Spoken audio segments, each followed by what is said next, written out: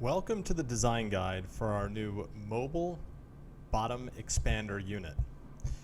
Now this is going to be a little bit different from creating your desktop ad units, but primarily follows the same format. Basically you're going to upload all of your media here in step one. The thing to remember is that you're uploading media for both a portrait and landscape style view.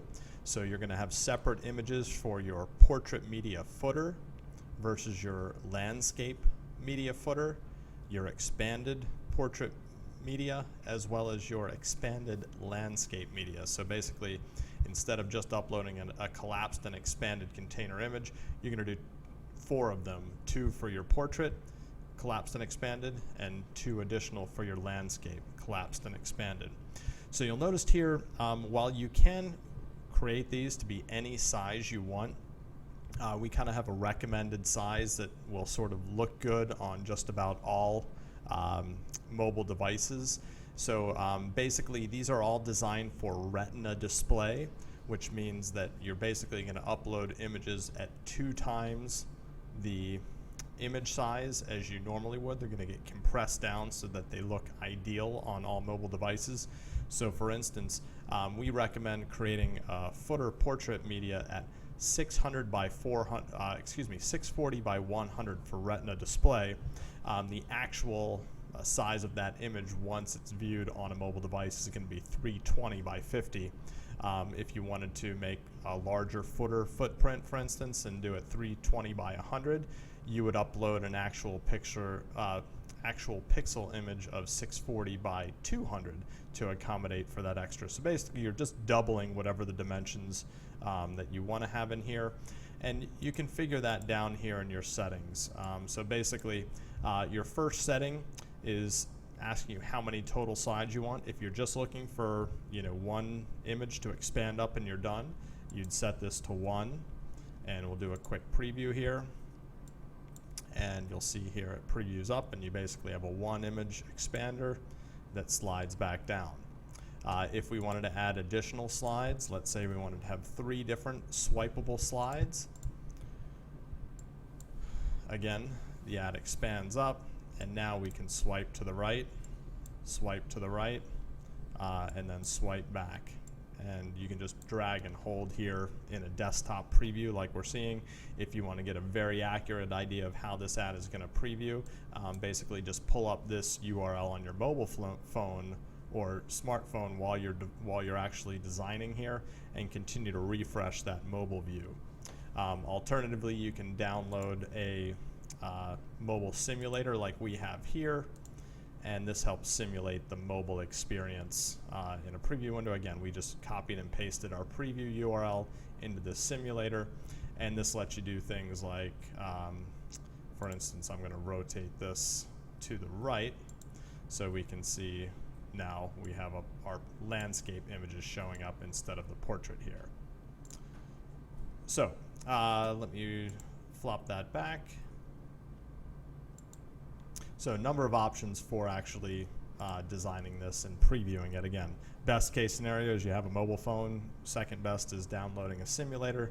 Third is previewing it right here within Impact Engine. It'll show you the actual size. Unfortunately, you can't see the landscape preview from here. So if we had, for instance, 3 swipeable sections configured, we come here to our media, and you start out with your footer portrait media. Let's say we keep the dimensions as we have them configured here at 320 by 50. Again, you're going to upload a 640 by 100 image for that footer. You're going to have a footer landscape. Again, we recommend a 480 by 50 for the footer, and you're actually going to upload an image that's 960 by 100 pixels to get it to reduce down in the Retina display to 480 by 50. Next up, you're going to have your expanded portrait media 1. So you had your footer for the portrait here, your landscape for the portrait, or excuse me, your landscape footer here. And then you're going to have your expanded portrait and expanded landscape media. So in the case that you only had, let's say, 1 slide instead of 3, you just basically upload footer A and B, and then expanded container A and B here. The expanded landscape, we recommend doing a 480 by 320, in which case you're going to upload a 960 by 640. Again, you're always just doubling these dimensions. So if you change these down in the settings, just make sure you double the dimensions for the ad or the image that you're actually uploading, and that will get you an ideal looking Retina display image. Now, in the case that we have three swipeable slides like we do in this case, you're going to have expanded portrait 2. So once you have your footer in there, there's only going to be one footer for the landscape and the portrait, and you don't need to upload additional footers. The same footer is going to apply whether you have 1, 2, 3, or 4 different slides.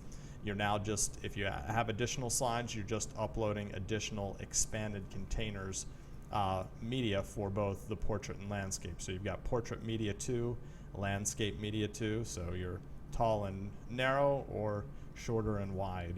And again, expanded portrait media 3, expanded landscape media 3, and these are all going to be the same size as your first one. So again, we recommend the 320 by 480 for the portrait and 480 by 320 for the landscape, but you can adjust that if you want.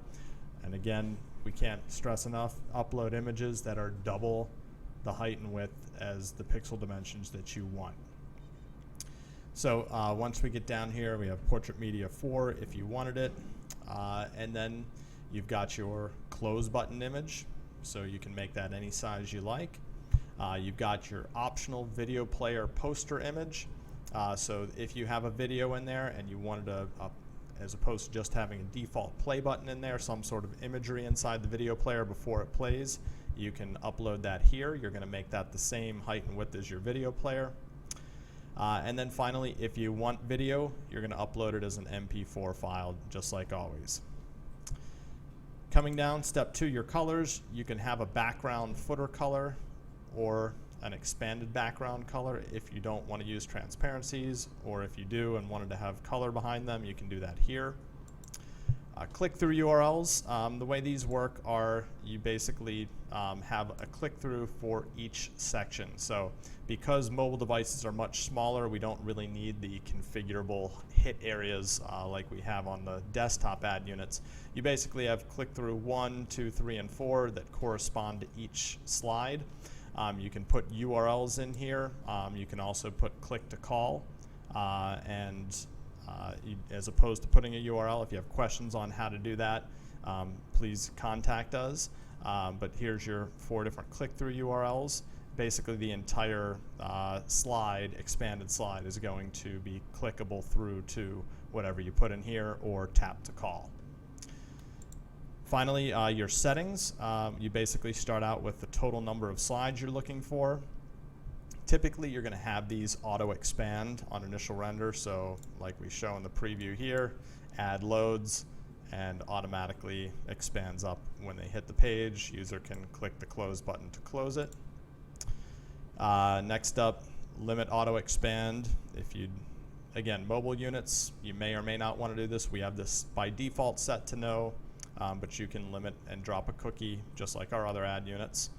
You can put a delay on that auto expand X number of seconds. You can adjust the expand speed and collapse speed of the ad unit. You can configure your close button width and height, in this case 35 by 35, but you can make that any size you like. You have your close button horizontal and vertical offset, and now important to note that these are from the right edge. So if you're horizontally offsetting, this is from the right hand edge of the expanded container, and then your close button vertical offset is going to be from the top edge of the expanded container.